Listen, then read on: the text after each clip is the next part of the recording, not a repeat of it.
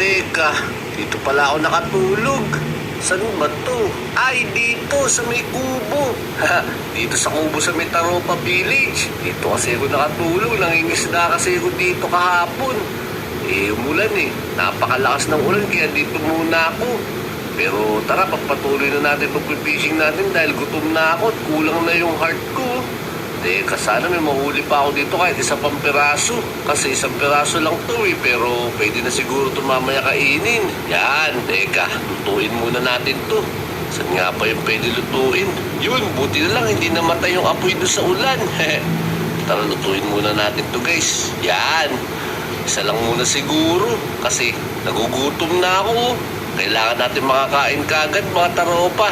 Kailangan natin kumain ng malakas. Ganda ng panahon, no? Nga pala mga taropa, ako nga pala si JJ. At kung bago kayo sa YouTube channel, huwag niyo kakalimutan na